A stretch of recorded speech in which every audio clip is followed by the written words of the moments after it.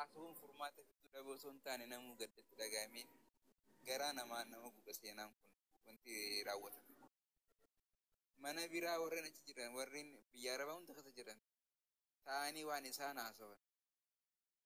isaan haasawan dalagaallee hamma wallaattutti jechuudha ta'anii galgala hunda jinjanaan isaanii numa dhaga'an bar waan kana Dubaay keessa jiran Joordaan keessa jiran Suudii bakka hundarra jiran waan waluu quban qabanii bar si hunda geessuu dubartiin mataan ishee garuu gurbattiin amma abdii jajjaan kun muuxannoo qaba laal muuxannoo waggaa dheeraa qaba taktikaa amma kana jijjiiruu kana waan irra baratee miti dubartoota baay'ee irratti dalagaa jira muuxannoo waan qabuuf tapha amma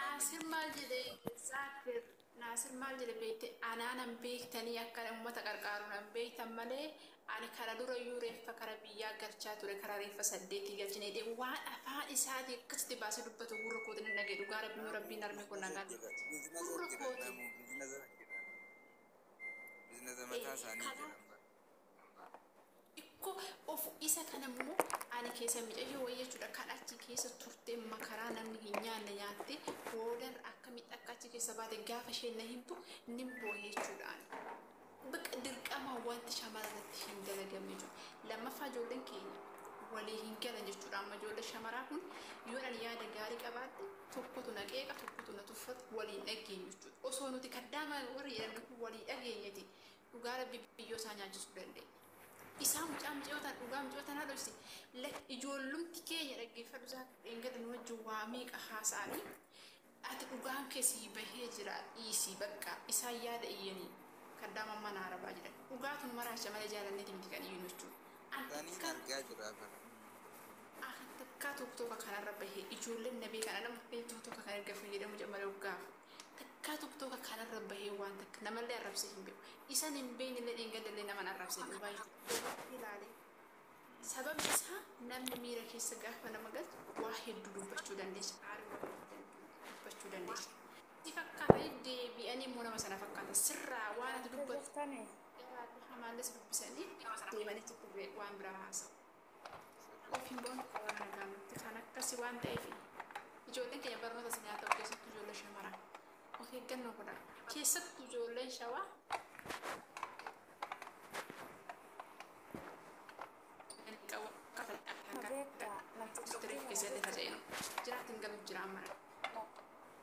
namtichatti kana odoo gubammaan kunuyyuu bahee jechuudha dhugamchatti kana garuu rabbi abaasu irraa hin bu'ane maaliif jennaan agaruu barattii biyya abaa jirtu gabba'ee maaliif jechuudha kaddamaa mana arabaa jedhanii mana isaatti dhaqanii nu arrabsaa turan jechuudha si galee innaa kanneen namarraa barii sarratanya makannin irraa hawaalaa ergataa birri fuudhee hawaalaa irraa ergataa kaan nyaataa kaan cinaa galchaati si galee kanneen namarraa bar uffata naggaadataa jiraa bar xiqqimi kanarraa argatee niitii ofii wajjin nagaan bulaa jiraa bar kanaanuu nu nyaataa jira si galee namtichi kun indoom waa'ee micattii kanaa yoo bichaa osoo hin taane akka ijoollee mana arabaa hojjettu hundaayyuu akka shiima godhee namarra deemedha si galee isaatti ol deebisee ijoollee cittoo ijoollee mana madaan hojjettu zaqqii surratti qayyarte jechuudha si galee osoo isheen warrabsiisaa ture jechuudha dhukka irraa kaasaa maqaa kiyyaan jedhe jechuudha si galee mee amma fakkeenyaaf jechu ijoollee amma inni achi waliin qabu sunniin jechuudha ijoollee mana isaa ijaarraa galtu bara malee namni biraa namni isaa waliin deemu jiru si galee innaa oromoon nuti tokko taanee dubartiinu silaa namticha kanarratti ermicha guddaan fudhataruu waliin galan walni banni beektaa otoo walii gallee silaa wallahi baay'ee namatti tola amma kaleessuma jala deemanii uffata barbaanna aboo biyyee uffadhaa isin jedhan waan biyyee sinaa uffisu yeroo uffata barbaadaniiti miti bar isin aarsu aris jedhanii uffata barbaanna abdii uffata barbaanna jedhanii mee maal isinii godha jedhee baranna daarektii miti bar inni karuma dubartootaaniiti laal garuma dubartii garuma dubartiitiini wanta qabu san raawwata malee mataa isaatti yookaan gara dhiiraatiin dubartummaan isin argata ammas kanaafuu hubannaa walii kan dubartiillee dhugaan siin jaa'u wal shakkuu nama jaalatan malee nama namananii amala ogeessa jijjiire laaltee yeroo tokko maaltu jira jedhanii inni jedhu laata. Ummatuma keetu ofin amantu amma fakkeenyaaf fudhataan yoo amala na jijjiire takkaa hin rakkoo fayyaa irra geeta amma takkaa hin irra maalti sagalee kanarraa jijjiiran waan gaggaafachuu qabda. Yeroo sanis tol dhaabbattee of kana jechuu qabda. Of beekuu qabda. Amma fakkeenyaaf ilaali namni garaa jabaatee jira. Inni kana keessatti gurbaa gara sulultaa kanatti waliin mana dhugaatiitti osoo qunnamanii osoo waa dhuganii kana halkan turanii hiriyoota ciccimoo waggaa waliin turan makiinaa mootummaa koodii 4 isaa oofaa deemu qabanii hudhanii irraa qabanii deemanii isaa gurguruu deemu to'annaa jala oolchan qabanii agartee hiriyaa ofiis ta'u itti naafa ta'a. Kanaaf of eeggachuudha bakka. Of eeggachuun abbaa miidhaan qabu eenyuyyuu maan taane of eeggachuun baay'ee barbaachisa. Garuma dubartiitiin amma laafaa jira. Akkuma nama eegu malee haalli Dubaay keessa jiru san nama jiru baay'ee ilaaluu malee ibsisa.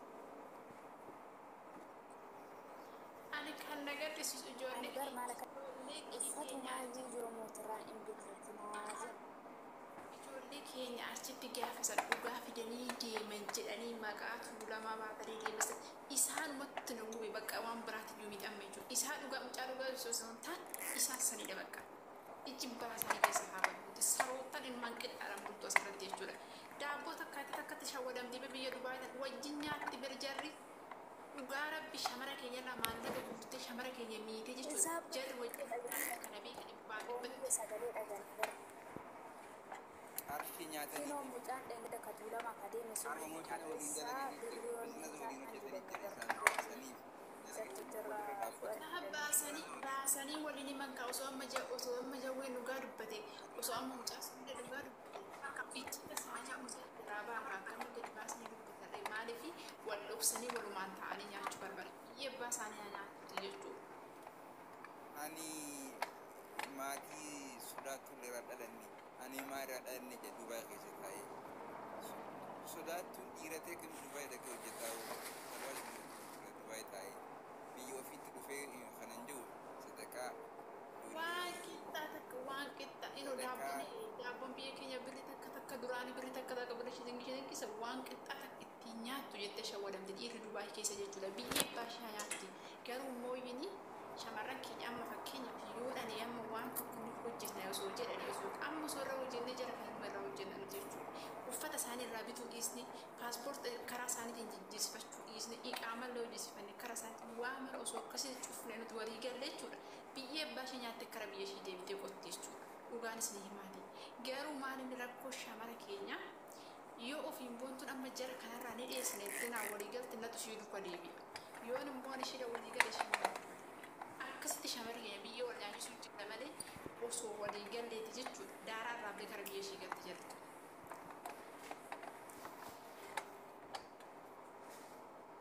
Erganis dubartuma keetan sirriitti malee waan sodaatu dubartii waliif diinatti malee dhiibbaa eegas argatti. Dhugaan waanuma seenuma nuti ta'e dhiisan. Umrii keenya guutuu waan goon nuti dhugaa rabbi. Innis maali nama harka keessatti hirmaate hunda ijoollee kan argatan fira nama Sinitti mee ture ko sinitti mee ture anamma maal maafi niitiin uma shikana dura irraa kutte sana barbaaddanii naaf fiddani maaloo naaf fiddani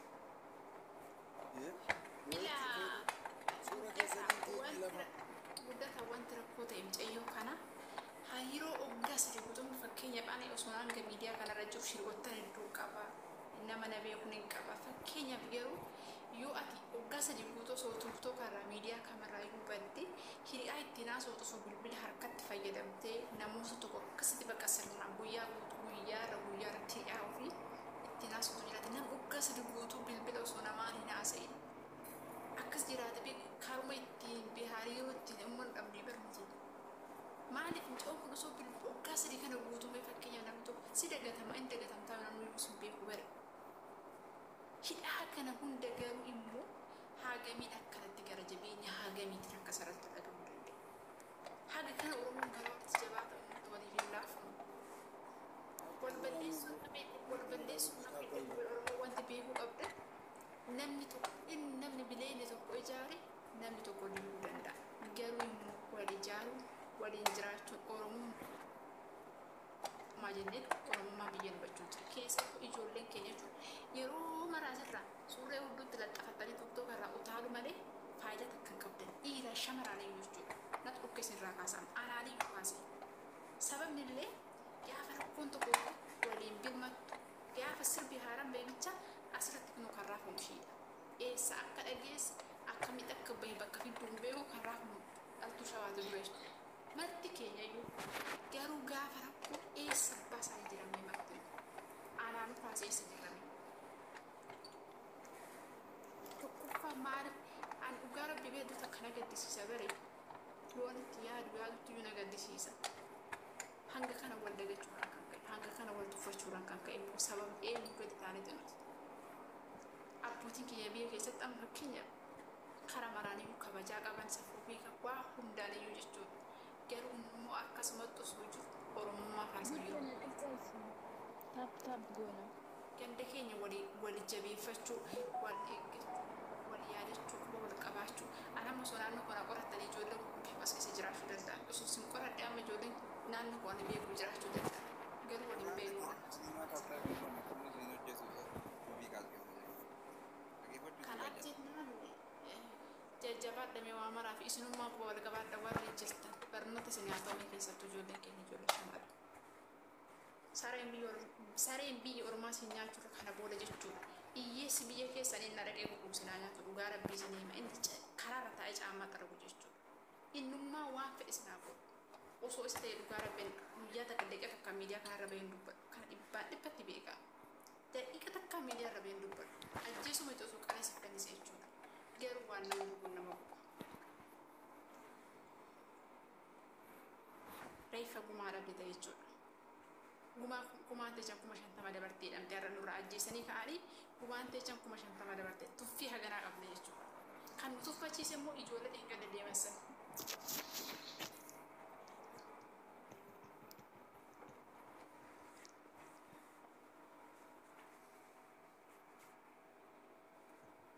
Koppile kitaab godhame ammoo uummata girgirri roga gandasaa yeroo saasisaa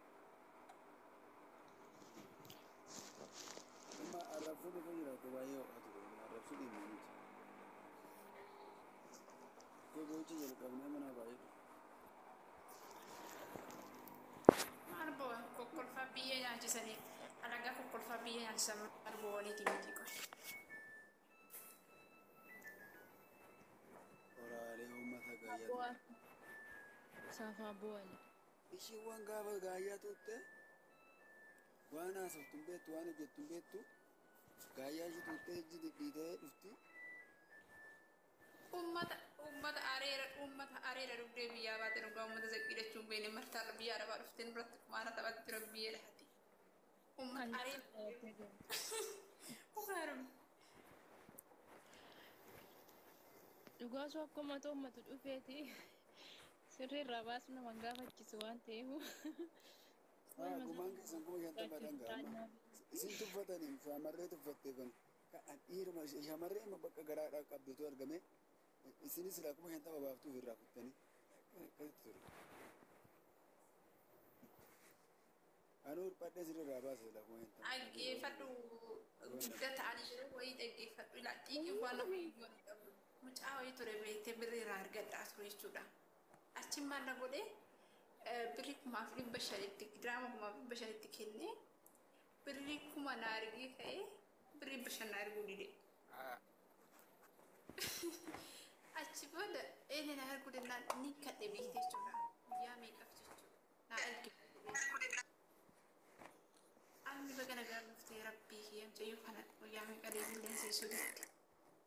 Achi booda birrii kana na arge jedhee na argee ni kadhe birrii ilaala. Birrii bishaan osoo baddeellee nama hin marartu garuu dhiiqee wanta nama hin goone hin qabu jechuudha.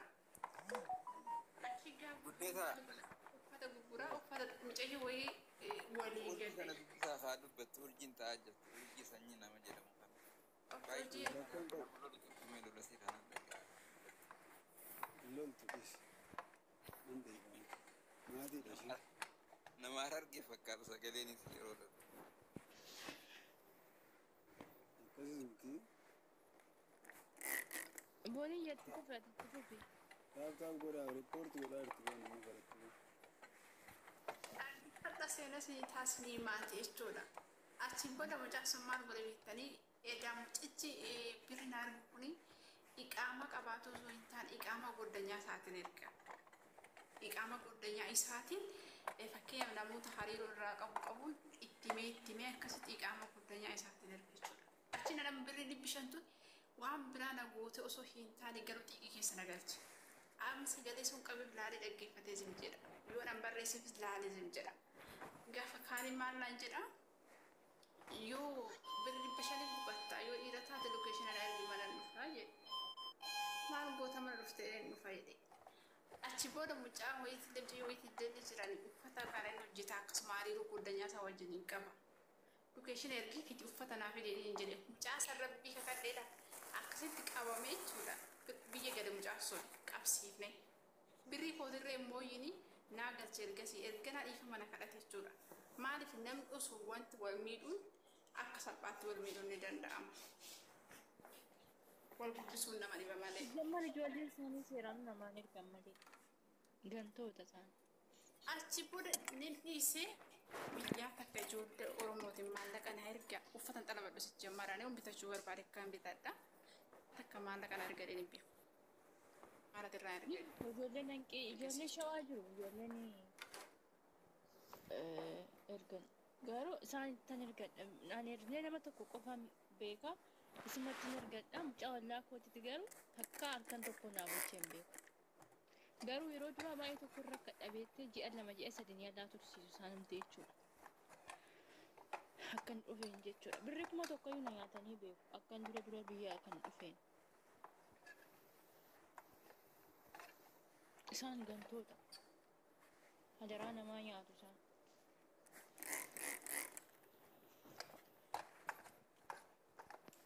Maal gaayyaatti ittudha malee maal godha waan biraas gaayyaatu mana kiraa kaffaltu nyaata dandeessu ispoortii dandeessu amma jarri kun hundaamu sirriitti fincaa'uun iyyuu Isaan ni bicha akkoo miti shamara isaanii irratti iyyuu qabu jiba isinitti himaa jechuudha. Yeroo tokko shamarree jechaan jiran shamarree waa'ee shamarreeti shamarree kamirrattuu yeroo tokko beektanii yeroo manni booranaa beelaan miidhaman sana jechuudha hongeedhaan.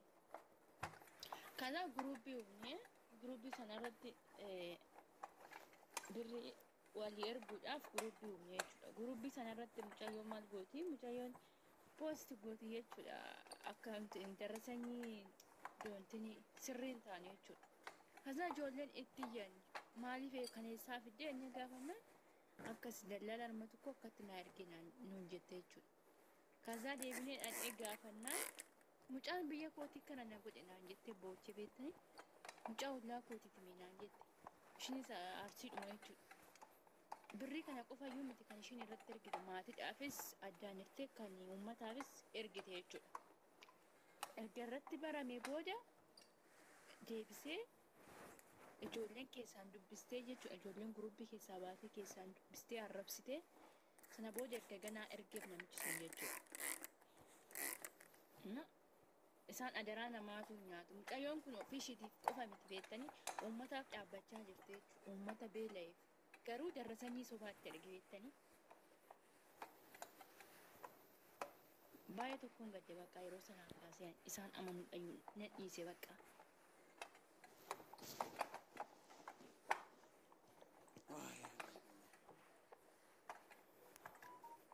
Amma dubartoonni biyya alaa hojjetan kun biyya arabaa hojjetan kun sa'a yeroo murtaawaan qabaniif kontiraataa hojjetan waggaa 2 eega xumuran booda galanii faa deebi'an ammas maatiidhaaf mana bitumoo gamoo ijaarumoo konkolaataa bitumoo maal godhu moo achittumatti bultee galan gaa'ela raawwatanii jiraatu.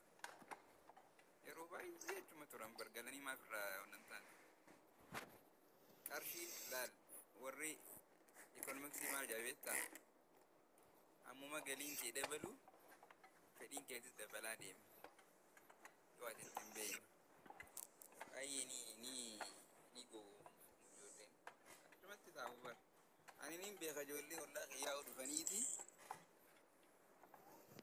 waan qaama dibatanii jiraa miti harkaa fuudha dibatan kunuu haasirraa bitataniif hachi garagara siin jaan ganaan deebuu jettee haatee ofirraa deebite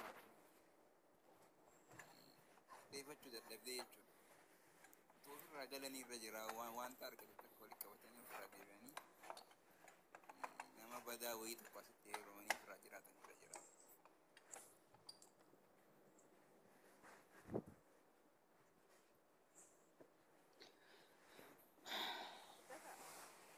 Oye,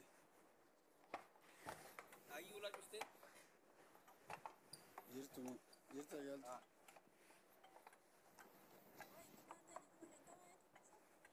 Akkas taatan jedhan akkas jedhan namichi koo Basi maaliif suuraa ishee irraan godhanne mee? Maaf irraan godhanne warri irraan godhanne gaafii kooti kun. Keessaa ijoolleen biyya ishii fa'aa keessaa ijoolleen safara ollaachitii fa'aa maafi? Maaf kun isin ba'aa ta'e moo?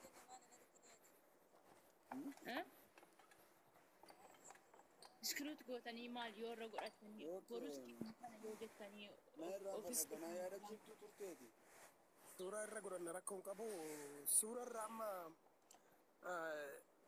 amma gisee tokko tokko yoo ilaalu shamarreen kun biyyuma keenya gara biyya arabaa deemtu kunillee rakkoo qabdi. Rakkoon ishiin qabdu tokkoffaa maalli gaafa biyyaa baatu garuu gaafa waggaa jaayessoo baranaa biyyan jira amma waggaa jaayee hin beeku ani garuu yooma ankootti banattee buukee harkatti qabattee baate gisee barbaadde ji'a naqxee irratti galfatte.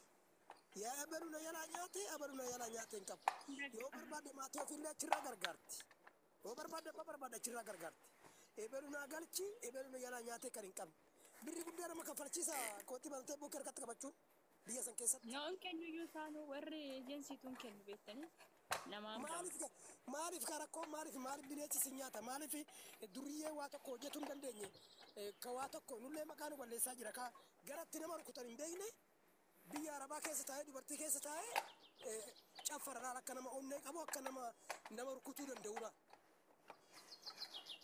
Akka nama rukutaa chirootaa qabuutitti biyya arabaa keessa taa'ee araba jechuun akka biyya dubartiiti beekaa.